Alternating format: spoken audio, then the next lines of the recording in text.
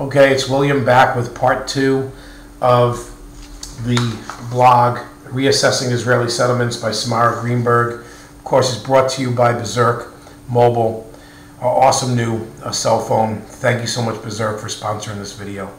I'll follow the link below to check out the Berserk website and see about a pay-one-price global cell phone with unlimited service. Okay. Now, we talked about just a second ago the BBC links to evacuation process and settlers protesting, so you'll be able to follow those links below as well. Israel also demonstrated its willingness to relinquish land for peace in negotiations with Palestinians in December of 2000 under the auspices of former President Bill Clinton.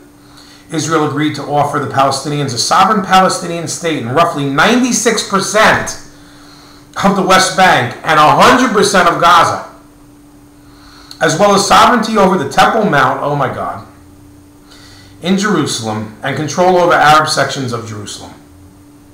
The plan afforded Israel just 4 to 6% of the West Bank, areas housing 80% of the pioneers, as well as early warning military stations. The Palestinians under Mahmoud Yasser Arafat rejected the plan, and Israel offered to relinquish even more settlements during the final status talks at Taba in January of 2001 to no avail. The price of withdrawal. Israeli withdrawal from settlements has yielded at best negligible gains. At worst, it has brought bloodshed.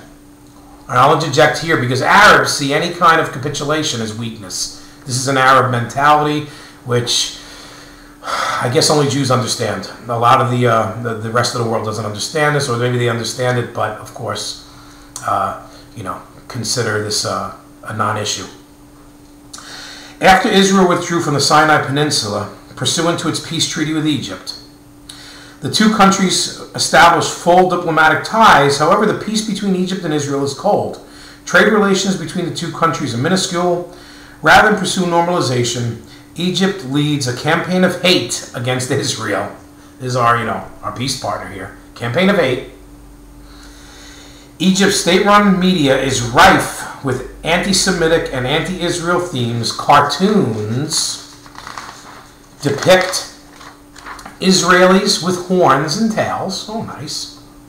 Equate Israel to Nazis. And in 2002, Egyptian state-owned television aired the Ramadan series based on the anti-Semitic tract, The Elders of Zion. Now, The Elders of Zion is something the KGB came up with back in the early 1900s, or even, well, I should say late 1900s. And, of course, used that to start the Bolshevik problem and stuff like that with Jews that were in Russia. Okay. Israel's 2005 withdrawal from Gaza led to an increase in violence. The Palestinians perceived the withdrawal as a testament to the success of terrorism. Indeed, the Israeli withdrawal, Palestinian government even fired at the IDF.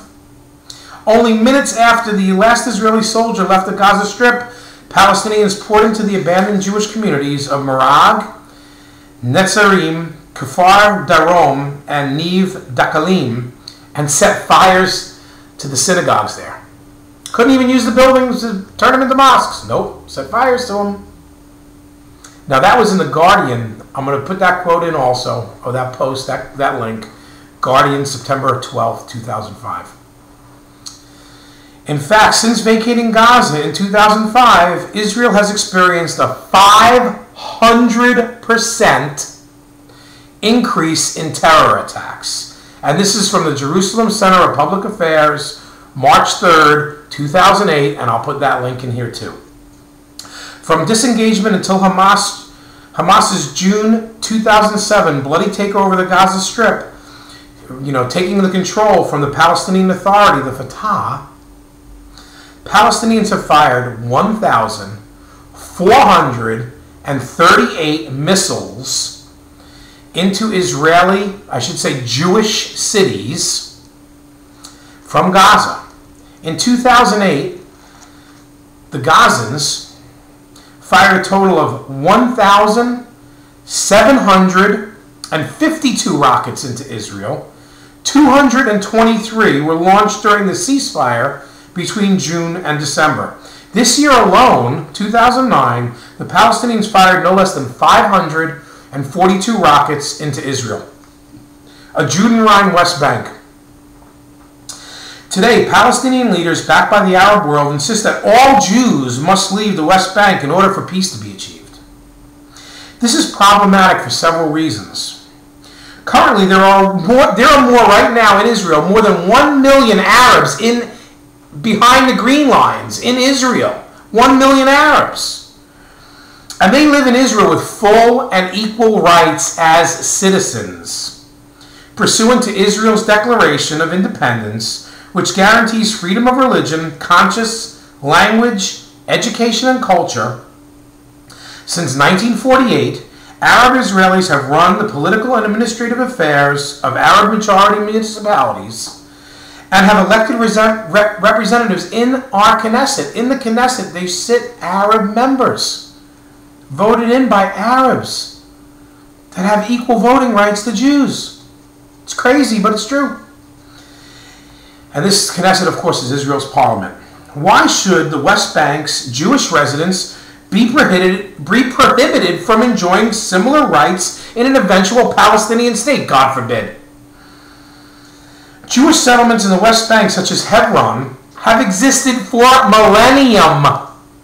Millennium. It's in the Bible that Abraham lived in Hebron. And this dated back, of course, before the birth of this prophet Muhammad. And in fact, the only country in over 1,000 years to bar Jewish settlements in Judea and Samaria was Jordan, then called Transjordan. After the 1948 war, the Palestinians should have assumed control of the West Bank, and they made it clear, too, to seek a Judenrein state.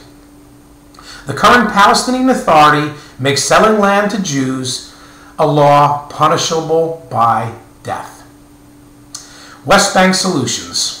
Forcing the Jews from their homes in the West Bank is unnecessary for a successful Middle East peace plan. Two popular solutions allow for settlements to remain in Judea and Samaria. The first solution, a plan supported by Arab-Israeli dialogue activist Rabbi Menachem Fruman, calls for a future Palestinian state to have a Jewish minority. In this way, Judea and Samarian settlements should be seen as part of a future Palestinian state and Jewish pioneers as its future citizens. Of course, living in a Palestinian state may cause concern for some Jewish pioneers, given the anti-Israel or even anti-Semitic views held by many Palestinians.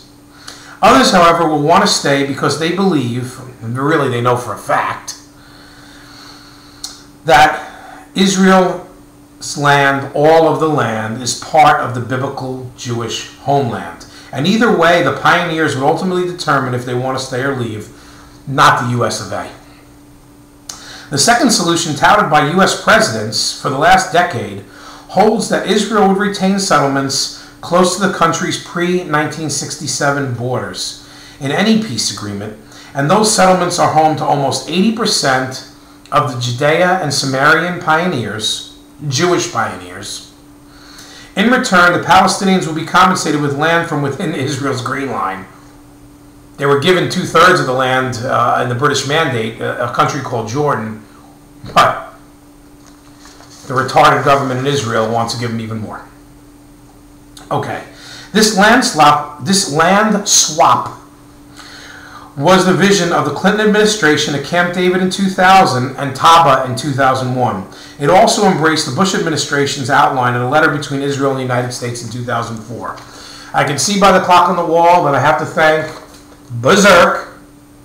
Thank you so much, Berserk, for your sponsorship of this video. And I will continue with part 3 of this video. This is a long blog, and I want to get most of it in. So thank you so much, Berserk, and we'll be back with part 3.